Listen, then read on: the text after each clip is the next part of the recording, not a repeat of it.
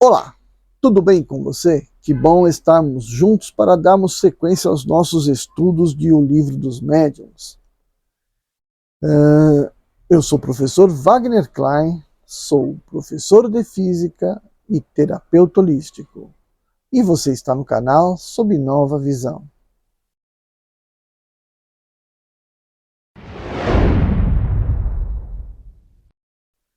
Hoje eu vou dar sequência nos nossos questionários, porque eu estou meio atrasado aqui em corrigir esses questionários. Aparecendo o tempo que eu dava aula. Bom, nós temos então que terminar o capítulo 14, que tinha o finalzinho lá, né? Que falava dos médiuns falantes. Então a primeira questão do capítulo final, né? Do capítulo 14 final, é: o que são médiuns falantes? Então, o médium falante, diferente do outro médium descrito, por exemplo,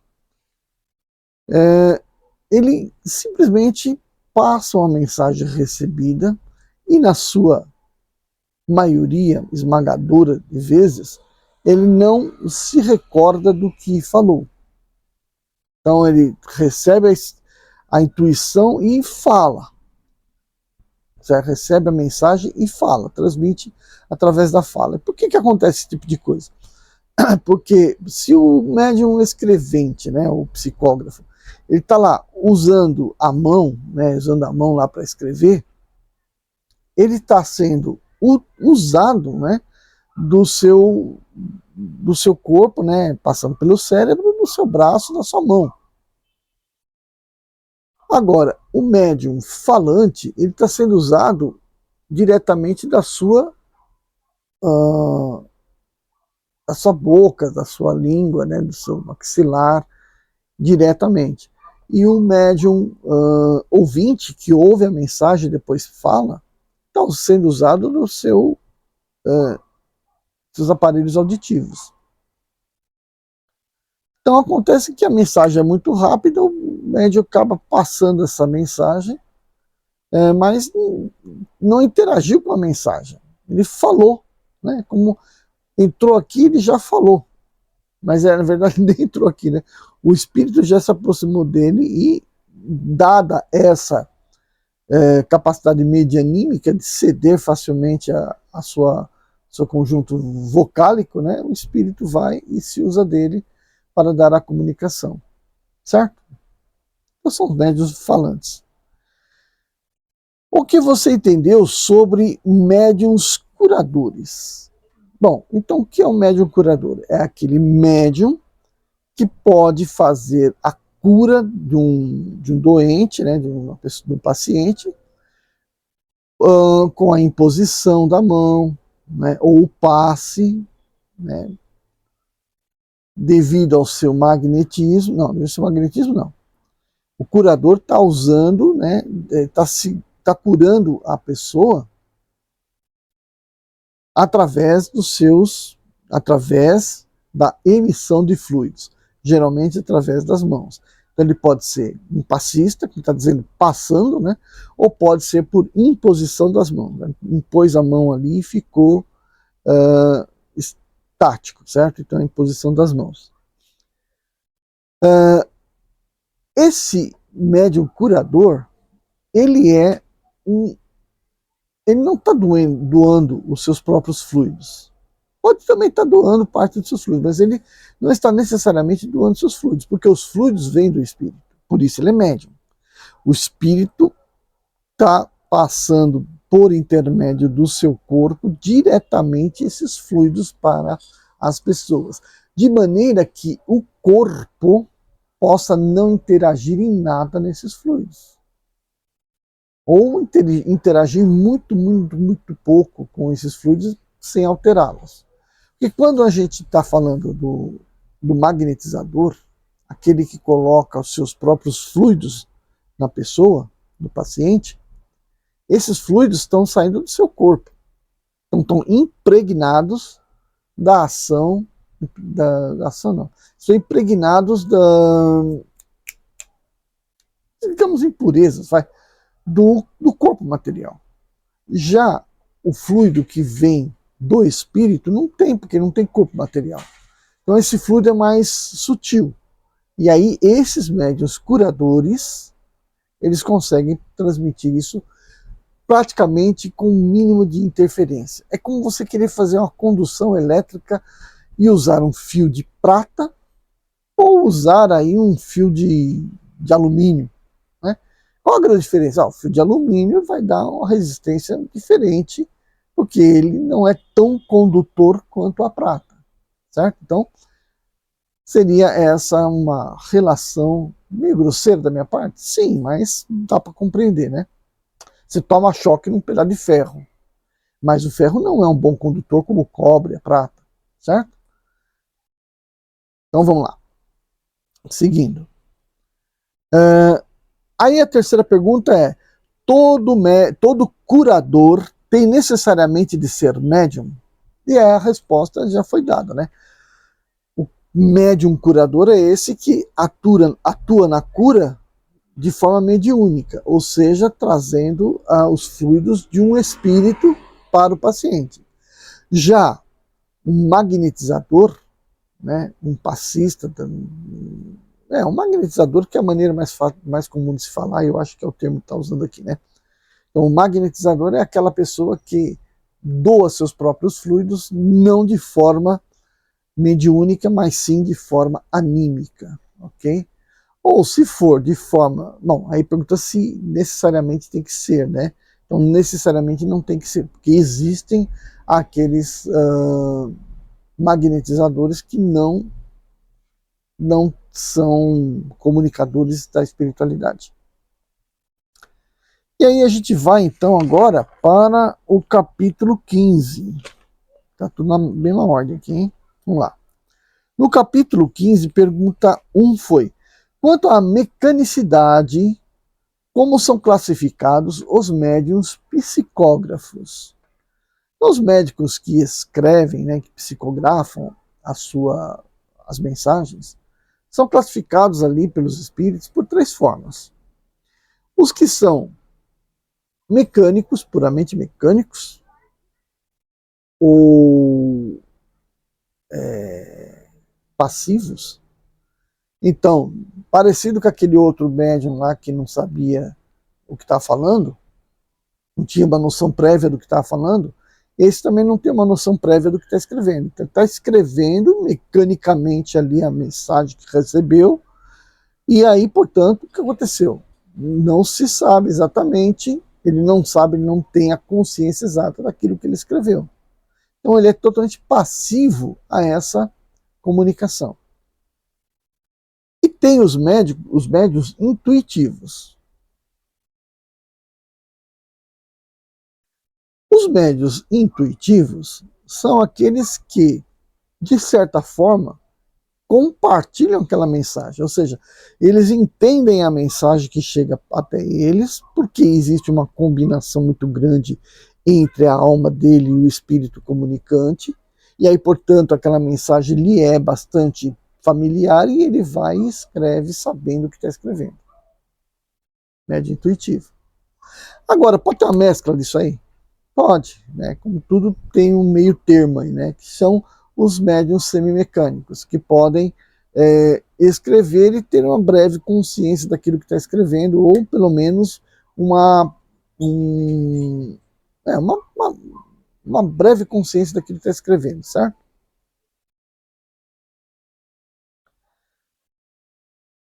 Bom, era só isso aí, né? O capítulo 15. Não. Aí tem essa questão 1. Aí a questão 2 diz: o que entendemos por médiuns inspirados? Então já é uma outra categoria ainda desses médiuns. Os inspirados são aqueles médiuns que captam a mensagem. Aí a conexão da alma com o espírito ainda é mais refinada ainda, né? Ele está captando lá a mensagem, decodificando ela na sua cabeça, e aí, portanto, ele vai comunicar. Ora, essa decodificação na cabeça dele pode fazer com que pareça ser uma mensagem dele e não do espírito comunicante. Então, a diferença vai estar no momento da qual essa mensagem aparece. Ela aparece sempre, então está mais próxima de ser o próprio médium. Ah, mas ela aparece de vez em quando. Então ele se inspirou pela mensagem lá do Espírito e aí veio e transmitiu, certo? Escrito, oral. Então esse é o médium inspirado. E caracterize um médium de pressentimentos. Não. Olha, eu estou pressentindo que vai acontecer um assalto aqui na praça. Né? Então, só um exemplo. Esse pressentimento foi uma mensagem oculta aí, que alguém comunicou alguma coisa, e esse médium conseguiu captar. Então, são médiuns raros, esses daí de pressentimento, certo? Essa mensagem estava oculta por aí, porque é um acontecimento que iria acontecer, alguém já, no plano espiritual, já tinha lançado isso aí, e ele captou isso. É uma antenona que consegue captar diversas frequências, mas nem sempre traz clareza naquilo que ele está pressentindo, certo? Acho que é uma definição mais legalzinha que eu podia fazer aqui. Bom, vamos para o capítulo 16. O capítulo 16 dividimos em duas partes. Então, na primeira parte, tem lá, questão 1. Com referência à classificação dos médiuns especiais apresentada, diferencie os de efeitos físicos dos efeitos intelectuais. É muito fácil, né? Então você tem os médiuns de efeitos físicos. Quais são? São aqueles médiuns que fornecem seus fluidos para acontecerem algum efeito sobre a matéria. Então, os toques, né, os batedores que se manifestam, os espíritos batedores que se manifestam através dele. Então, é o toque, é os estalos da madeira, é o transporte de objetos, né? Então, isso são todos efeitos físicos, que na maioria das vezes também o médium tem lá muita consciência do que está fazendo. A doação dos fluidos está sendo mais inconsciente, tá? Mas esses são os médicos de efeitos físicos. Já os médiums de efeitos intelectuais são aqueles que reportam uma mensagem, ou falada, ou escrita, né? Basicamente seria isso, né? Então ele ouviu, ou ele falou, ou ele escreveu, né? Então, ou seja, são todas aquelas mensagens que são facilmente decodificadas, que não tem nada a ver com movimento na matéria, nenhuma ação energética muito grande. Foi simplesmente a comunicação captada, certo? Pensamentos vivos, e aí, portanto, ele consegue, ele não existe um gasto de energia aí, né? O médium acaba falando normalmente ou escrevendo aquilo que ele percebeu.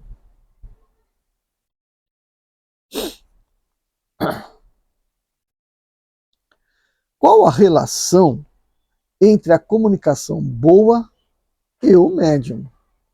Então veja, o espírito vai fazer uma comunicação. Ele quer fazer uma comunicação bem feita. Então ele vai se usar daquele médium que melhor corresponde à comunicação que ele quer dar. Então, quando acontece isso, veja, quando acontece isso, o médium, aliás, o espírito selecionou aquele que melhor possa dar a sua contribuição. Então, uma boa mensagem vai sempre precisar de um bom interlocutor, que é o bom médium. Tá claro isso? Então, ou seja, mas se não tiver um médium muito bom para explicar uma certa mensagem, o pessoal lá tudo meio, né, meio fraquinho de cultura, de conhecimento. Ora, o médium, o espírito vai fazer a comunicação do mesmo jeito. Se ele tem que fazer aquela comunicação, se ele quer fazer aquela comunicação, ele vai fazer, certo? Só que não vai ser tão boa. É essa a diferença. É como se você quisesse mostrar ao mundo de dentro de um quarto com janela um objeto. Se a janela está bem limpa, se é um vidro bem uniforme, as pessoas vão ver vão ver o objeto com clareza. Mas se a vidraça for de um vidro não tão bom, aquele vidro meio que dá deflexão na luz, né? Ou se estiver sujo, empoeirado, as pessoas vão ver o objeto lá dentro? Vão, claro que vão. Só que não com a mesma nitidez. Tá? Então, essa foi a analogia que eu consegui fazer.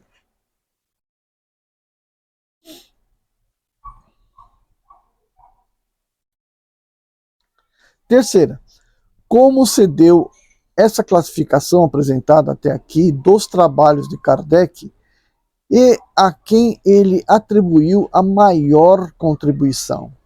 Então, essa classificação aí dos espíritos, dos médiums, né,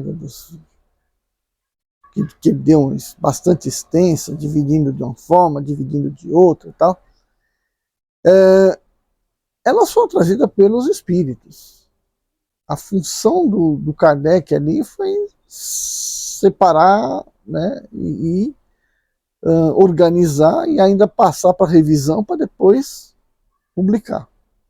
Então foi feito em conjunto com os espíritos. Não foi puramente da cabeça dele, mas ele foi observando, né, o fenômeno que acontecia, fez as suas prévias, né, suas classificações prévias com relação às causas do fenômeno, aos efeitos causados, tal, para poder separar de alguma forma algumas das categorias. Mas os espíritos estão ali revisando, né, e opa, passa isso aqui para aquela categoria, não passa isso aqui para aquela outra categoria, e aí formando toda essa classificação. E ele cita Erasto e Sócrates, os dois principais mentores dessa classificação. E aí a segunda parte do capítulo 16, ou parte final, diz lá a questão número 1. Quais os 5 grupos de médiums segundo a classificação apresentada? Então deixa eu ir aqui para minha cola. As classificações, né, 5 categorias, seriam o seguinte. A primeira, segundo o modo de execução. Então, os escreventes ou psicógrafos, os escreventes mecânicos, os médiums semi-mecânicos e os intuitivos. Ok? Médiums polígrafos,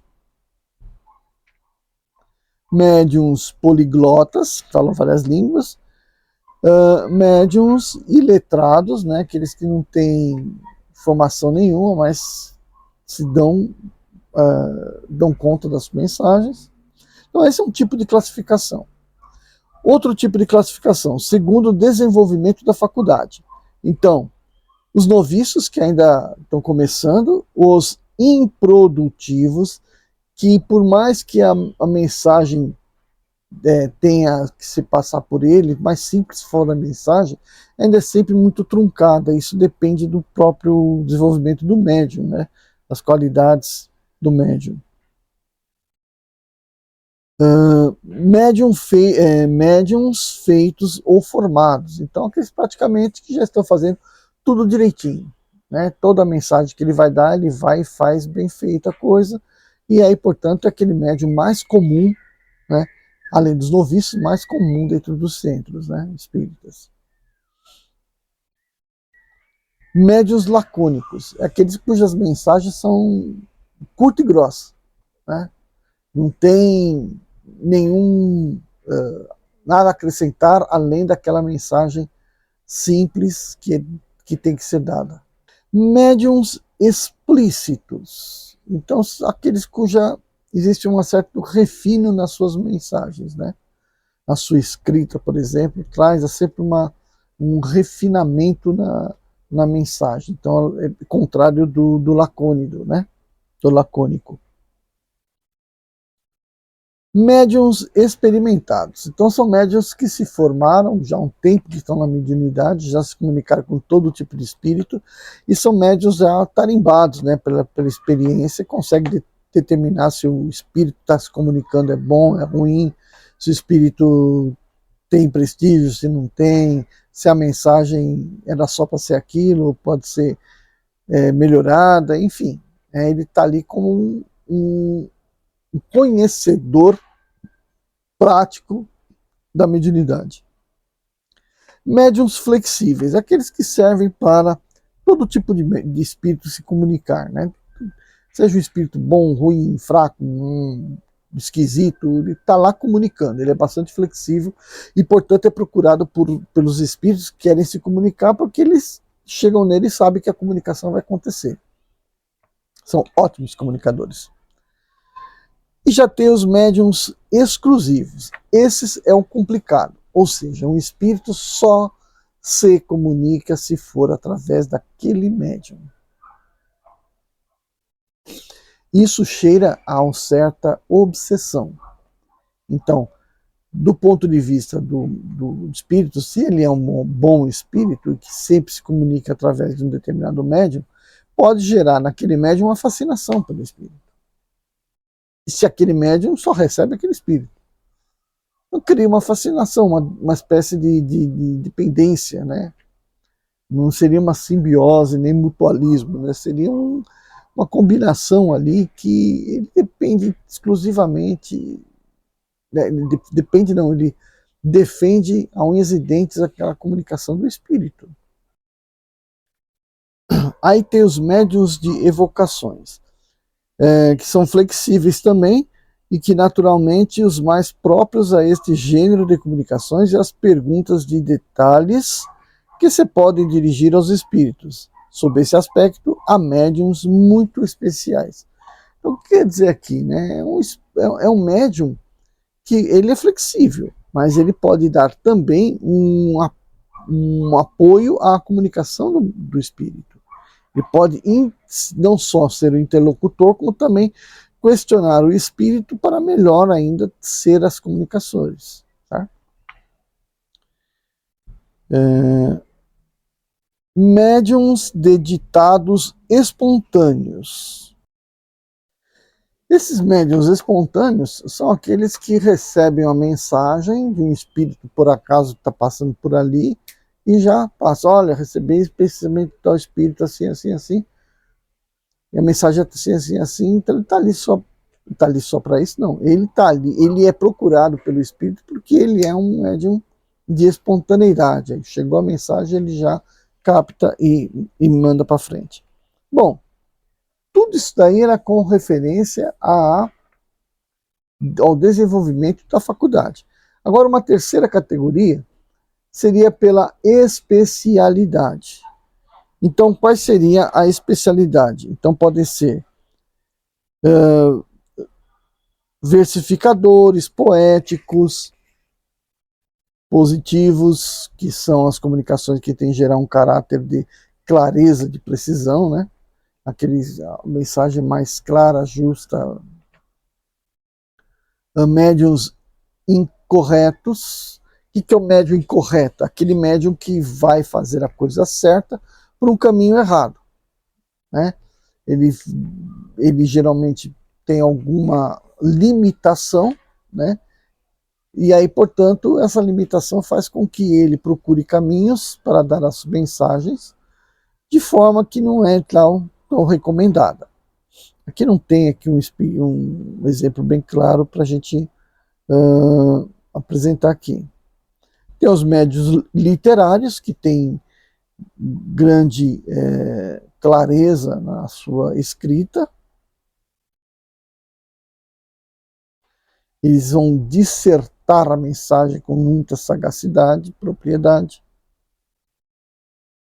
Médiuns historiadores, médiuns científicos, receitistas, religiosos, filosóficos e de comunicações triviais e obscenas. Que é o pior deles aí, né? Mas não deixa de ser médium. não deixa de ter a capacidade medianímica e, portanto, dar passagem às mensagens dos espíritos. Óbvio que nessas condições esse espírito não será, esse médium não será procurado por espíritos bons, espíritos elevados. Mas, na falta de um outro médium, o espírito elevado vai sim fazer uso desse médium. Não tenha dúvida. A quarta classificação, aqui, quarta categoria, segundo as qualidades físicas do médium. Então, eles podem ser um médium calmo. O que é isso? É aquele que vai transmitir a mensagem de forma mais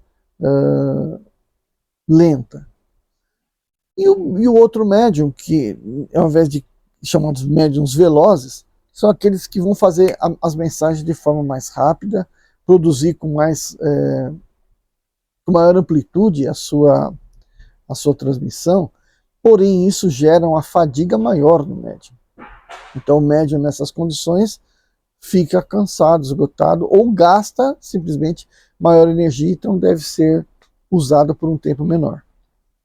Deve servir, né, por um tempo menor. E por último, sobre as qualidades, segundo as qualidades morais do médium. Então, assim, sobre as qualidades morais do médium, você tem os médiuns imperfeitos e os bons médiums. Então, como está ligado às condições morais do médium, os médiuns imperfeitos são aqueles que apresentam traços de todos os defeitos, as faltas de virtude devido ao orgulho, né? A orgulho, vaidade, todos eles. Então, se ele apresenta algum tipo dessas características, ainda no seu grau de moralidade, então o faz um médium imperfeito. E por ser um médium imperfeito, mesmo que uma comunicação seja boa, ela acaba sendo deturpada pelos defeitos desse médium. Já o médium, ou já o bom médium, já tem virtudes. Esses problemas, né,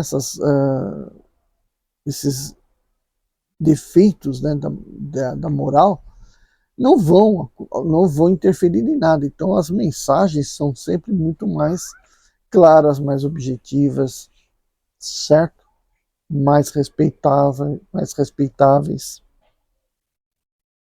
Bom, aí a gente vai para a segunda questão. Diferencie os bons médiums dos médiums imperfeitos. Então é isso que eu acabei de falar aí, né? É a última das categorias, os bons médiums e os médios imperfeitos. Os médios imperfeitos são todos aqueles que trazem resquícios de uma qualidade moral. Então vamos ver quais são elas, vai. Primeiro de tudo são médiums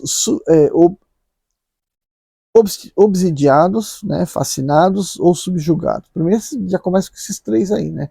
Ou seja, médiums que carregam algum tipo de problema aí com relação a um espírito. Ou ele é obsidiado, então veja suas fraquezas morais, atrai qualquer tipo de tranqueira para o lado dele e ele acaba sendo vítima disso e tem que ficar lutando para se livrar dessas tranqueiras. Já os médiums subjugados, não, os fascinados primeiro, né, são aqueles que, como eu já citei aqui, podem acontecer daquele médium que ele é um médium exclusivo, né, de determinado espírito. E aí, de repente, aquele espírito acaba, de certa forma, exercendo sobre ele um fascínio tal que tudo para ele é o espírito, né? Só aquele lá e ninguém mais fala nada. Então, se aquele espírito começa a fazer coisa errada, falar coisas erradas, por ser um espírito imperfeito, então aquele médium acaba desandando. Médios subjugados são aqueles onde os possessores, né, os obsessores tomam conta mesmo e fazem o que querem da vida do cara, faz o cara fazer um monte de coisa errada, né? Médiuns levianos os que tomam sua faculdade a sério e dela não se servem senão para passatempo ou coisas fúteis. Então ele não está nem aí com a mediunidade, né? Então ele é leviano mesmo. Ah, ele tem comunicação dos espíritos, tá? Mas ele usa aquilo como se fosse uma fofoca, né? Um, uma qualidade para ele investigar a vida moral dos outros e aí por diante, né? Então, isso é um médium leviano. Fazer gracejos, etc. Tem os médiums indiferentes. O que são os médiuns indiferentes? São aqueles médiuns que eles são médiums, ele recebe mensagem que os espíritos estão dando, mas ele é indiferente àquilo que ele está recebendo. Para ele, nada é com ele, tudo é para os outros. Então ele não consegue tirar proveito das mensagens com as quais ele, que ele tem contato. Os médiuns presunçosos são aqueles que creem na infabilidade, consideram-se como inferior e errado tudo aquilo que não precede dele. Então ele acha que ele é o rei da cocada, né? Então é aquele médium que fala, não, os outros estão errados, eu sou o médium, né? Esse é o presunçoso. Tem o médium orgulhoso que tem as suas faculdades e diz que, né, ele sente que as suas faculdades o tornam especial entre os outros. Tem os suscetíveis, que também são orgulhosos, mas eles são daqueles que se melindram com comentários dos outros, né? Então, você vai lá num centro espírita ou coisa parecida e tem lá as fofocas entre os médiums, fofoca entre o pessoal que trabalha no centro, e aí, portanto, essas fofocas melindram esse ou aquele médium, que não é um médium perfeito, né? É um médium imperfeito, não um bom médium, é um médium imperfeito, que tem aquele problema de que aquela comunicação que ele deu, né, foi mal vista, foi mal comentada, né, falaram que foi da cabeça dele, e ele fica tudo melindrado. Tem os médiums mercenários, que são os piores de todos, né, aqueles que cobram pelo serviço prestado. Por que pior de todos? Porque não pode cobrar? Porque se ele é médium, ele está mediando o trabalho feito por um espírito. Quem é ele para cobrar o trabalho do espírito para ele? Então está tudo errado aí, né? Médiuns de má fé, e aí está tudo muito bem claro aí, né? Que ele vai falsear alguma coisa.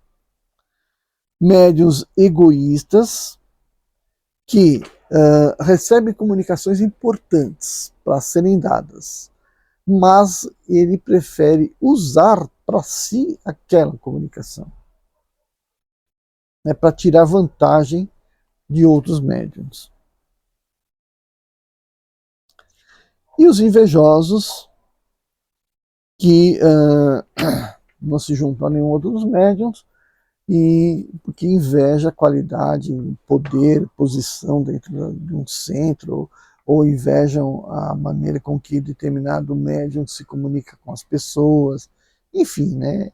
Todos os males decorrentes do orgulho, vaidade, inveja, tudo decorre do orgulho, né? Do egoísmo, tudo isso é o que leva o médium a ter certos comportamentos, e aí, portanto, são observados por esses comportamentos. E tem de fazer da mediunidade o instrumento para se melhorarem. E aí, justamente, acaba não fazendo, né? Agora, os bons médios têm os médios sérios, modestos, devotados, seguros, tá bom? Os bons médios são aqueles médios que fazem as coisas direito, né? Sem se gabarem pelo que estão fazendo, fazem as comunicações, conseguem perceber a intenção do espírito comunicante. Geralmente, num centro, vai se encontrar todo tipo de espírito comunicante, principalmente aqueles que desencarnaram recentemente. e aí é uma choradeira, um problema, né? Ou quando tem que psicografar uma mensagem para a pessoa, ele não pode interagir com a mensagem, ele tem que passar a mensagem da maneira que ele recebe, principalmente se está lá familiar da pessoa que desencarnou esperando por uma psicografia, e a pessoa começa a florir lá e falar coisas da cabeça dela para deixar aquela mensagem mais bonita, né? Então esse tipo de falseamento não deve existir, como tantos outros. Então ele tem que ser o mais claro possível. E quanto mais claro possível é esse médium na sua comunicação, melhor ele é. E outra, há sempre alguma coisa de uma comunicação que ele pode tirar para si próprio, né? Não é que a comunicação que ele recebe seja exclusivamente para fulano ou ciclano. Às vezes é, né? Mas às vezes a mensagem está lá trazendo alguma coisa que para ele fala, puxa vida, né? Eu nunca pensei desse jeito. Então, ele deve interagir dessa forma com as mensagens que ele recebe. Bom, então esse foi o capítulo 16, certo?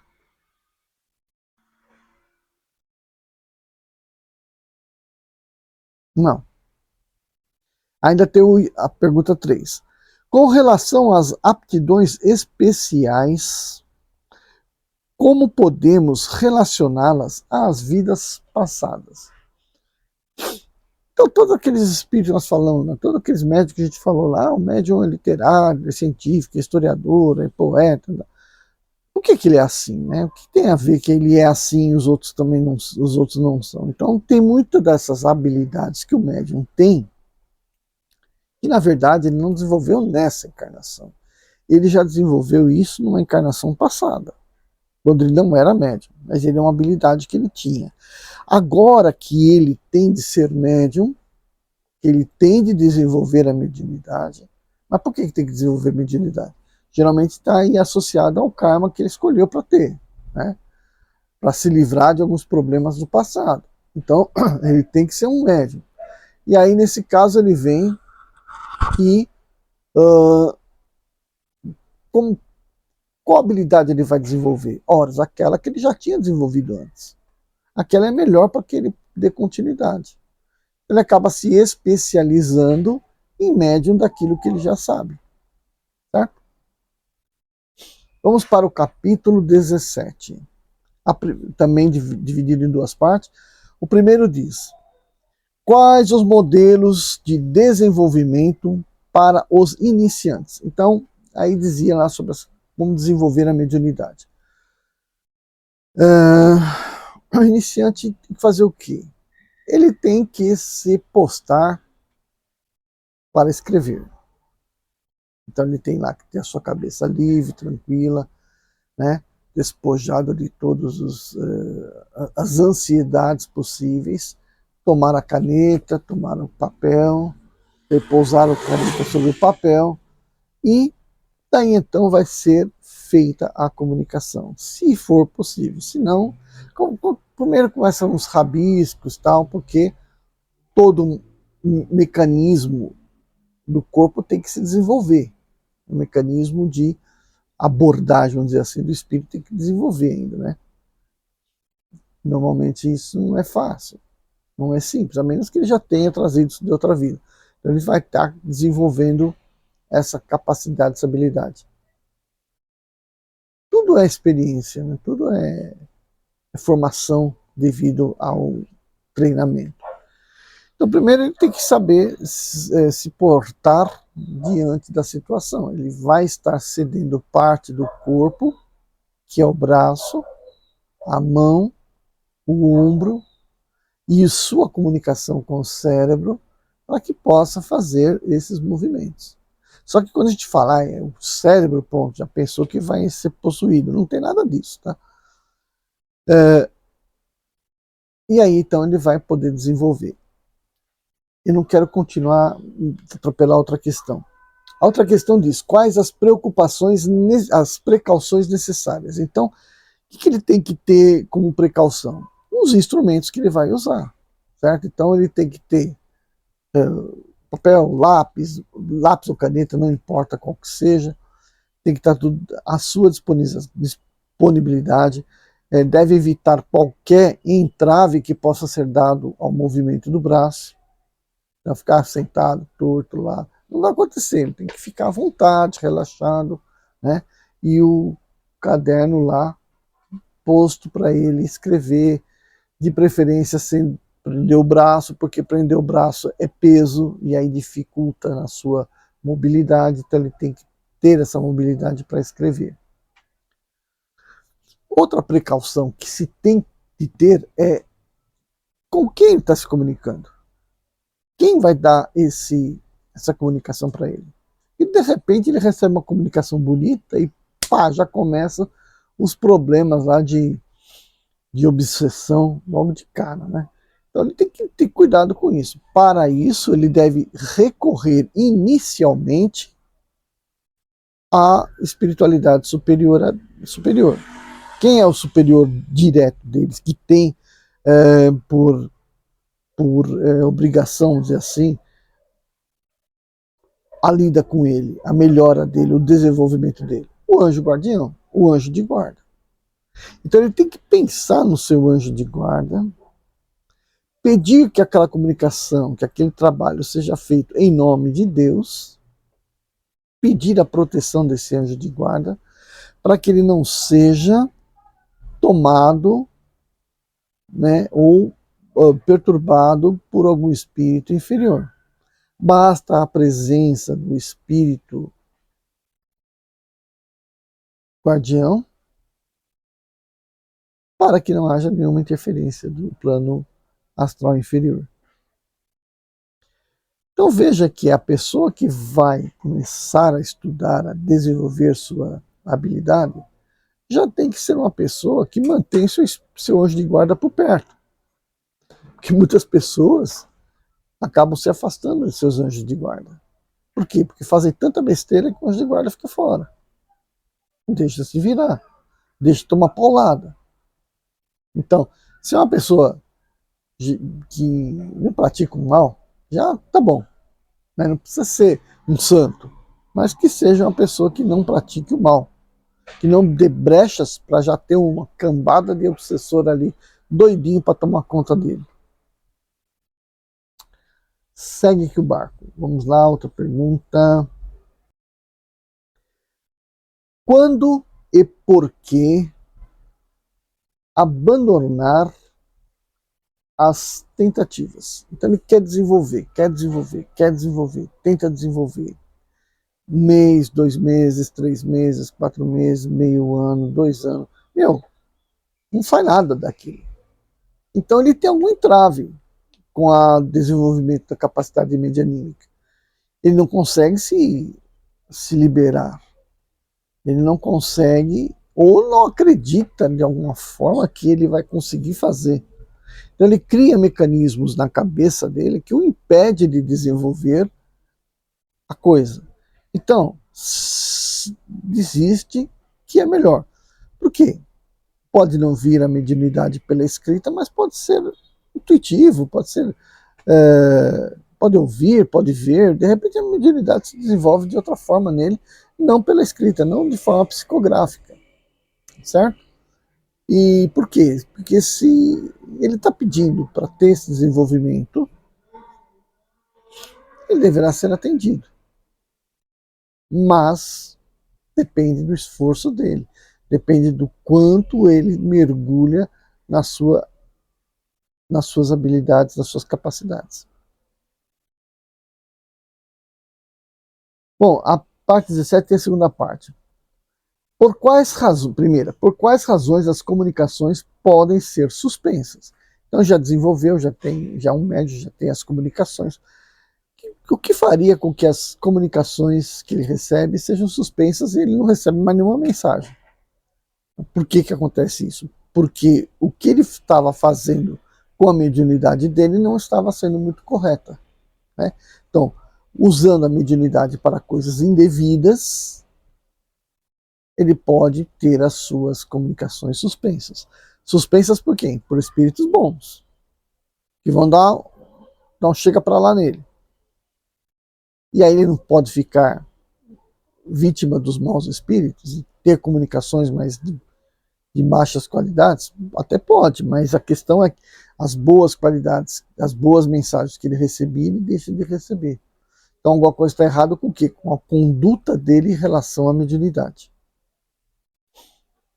Questão número 2. Por que as faculdades medianímicas são dadas a pessoas de baixa moralidade também? Então, o que está perguntando aqui, né? Então, para as pessoas que têm uma moral lá embaixo, de repente são bons médicos. Por que isso acontece? Por que foi dada essa qualidade para ele? Então, a gente vê o fato do espírito não ser lá muito desenvolvido, ou seja, um espírito já ser um espírito bem perfeito, mas está encarnado, e ele por acaso é um médium, já tá dizendo por que ele é um médium. Porque se ele é um espírito imperfeito, é bem provável que ele tenha um monte de débito, né? Então os espíritos lá puxaram a capivara dele e falaram: opa, você está devendo pra caramba, vamos fazer o seguinte, você vai ser médium e vai ajudar pra caramba as pessoas encarnadas. Muito mais do que você ajudaria não sendo médium. Então ele vem com a responsabilidade nesta vida de ser um médium, praticar o bem, fazer a caridade, tanto para as pessoas encarnadas quanto para os espíritos comunicantes, e aí, portanto, dissolver a maioria desse karma. E aí o que o cara faz? Pode não fazer nada, pode piorar a sua situação, né? Então, tem até aquelas coisas que se fala muito dentro da Umbanda, que se o cara não desenvolve a espiritualidade que ele tem, que já está latente, a mediunidade que ele tem já está latente, ele vai acabar tomando um couro dos espíritos. Não é bem isso, né? Mas é isso, né? Se ele veio com a missão, o propósito, a missão não, o propósito de se melhorar através da mediunidade, trazendo uma galera de espíritos que estão dispostos a ajudá-lo nesse trabalho. E aí ele começa a dar para trás, não desenvolve a mediunidade, tem medo, ou usa da sua faculdade medianímica exclusivamente para seu bom uso, né, para o seu proveito, aliás. O que acontece? Ele acaba tendo o afastamento desses espíritos e travando a vida do cara por muitas coisas. Né? Bom,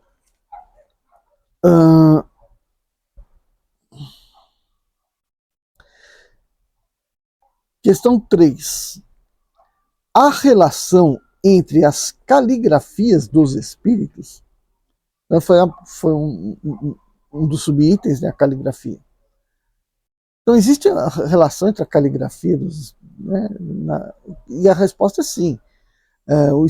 O médium recebeu lá um espírito e escreveu.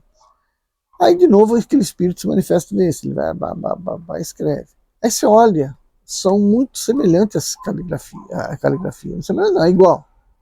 Aí pede para o médium escrever qualquer outra coisa que tem nada a ver com a mensagem. Ele vai e escreve com a caligrafia dele. Então aquela caligrafia da mensagem é uma característica do espírito e não do médium.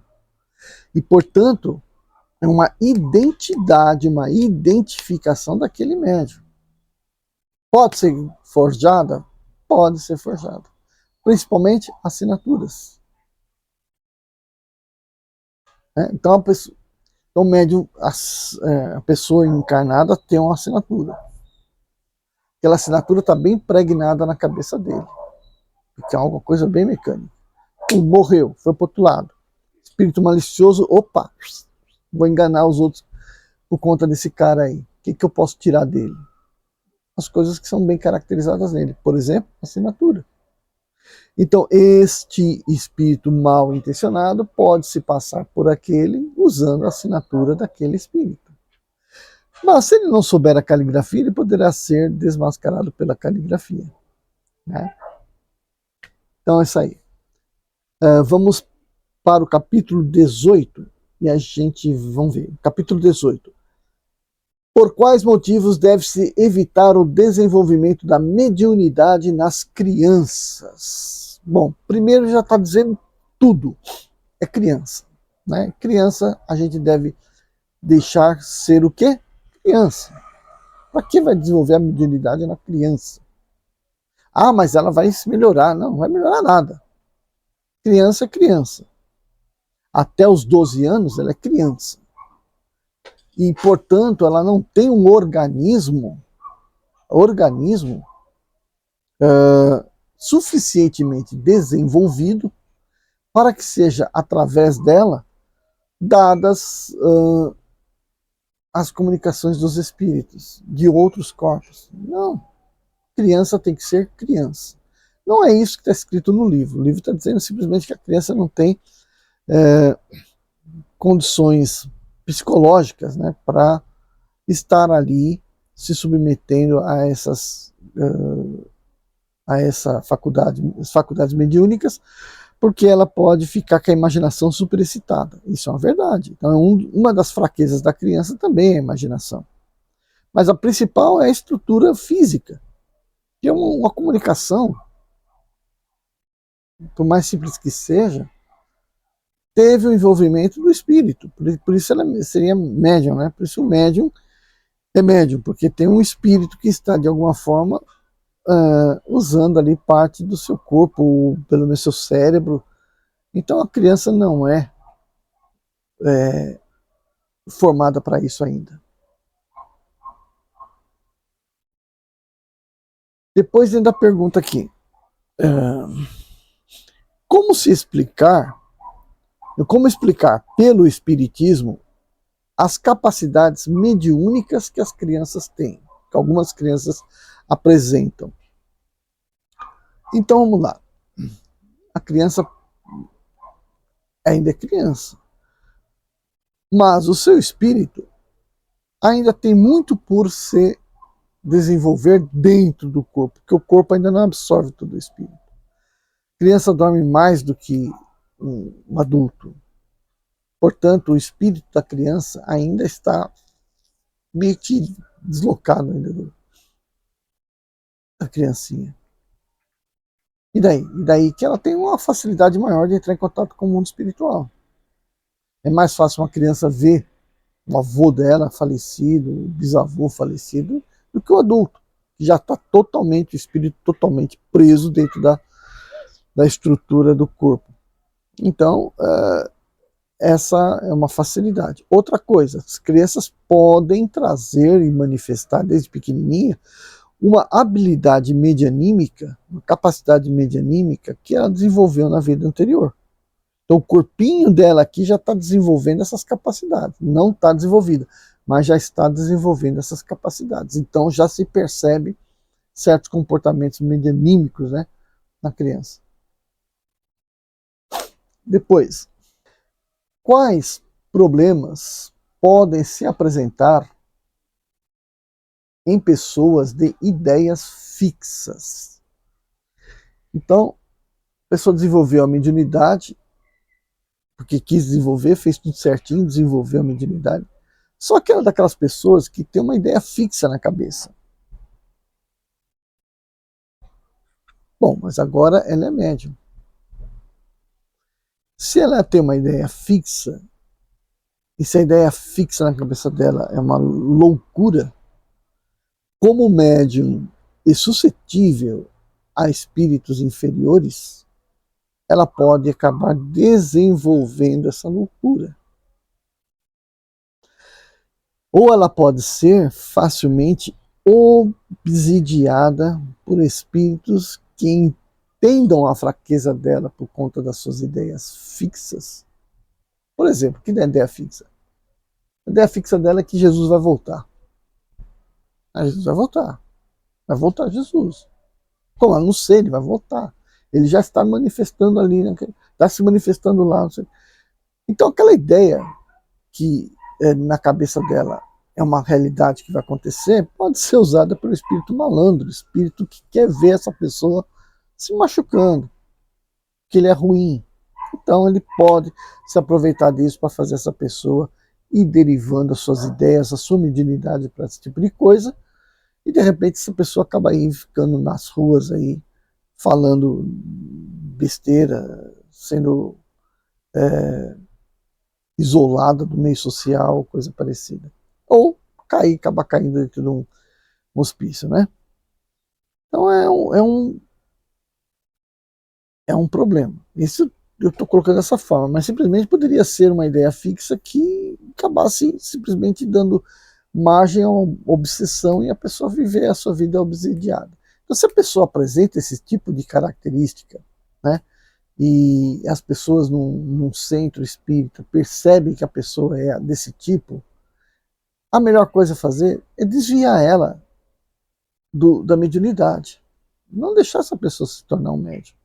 Por quê? Para resguardar a integridade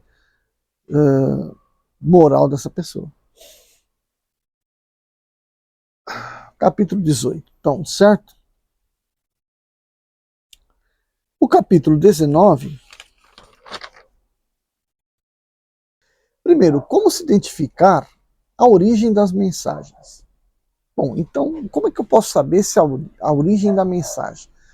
O médium chegou e deu uma mensagem para nós, e eu quero saber se essa mensagem realmente veio do médium, ou se essa mensagem, não, se essa veio realmente do espírito, ou se essa mensagem veio do médium. Ou se é uma mistura das duas coisas, que é bastante comum. Então, o que aconteceu? Para a gente saber isso, a gente tem que conhecer o médium. Saber da maneira que ele se porta, que ele fala, o que ele pensa, né? Para que a gente possa perceber se está havendo uma interferência do seu raciocínio na mensagem que ele está transmitindo. E da mesma forma, saber se aquela mensagem que ele está transmitindo tem o conteúdo característico da fala do médium.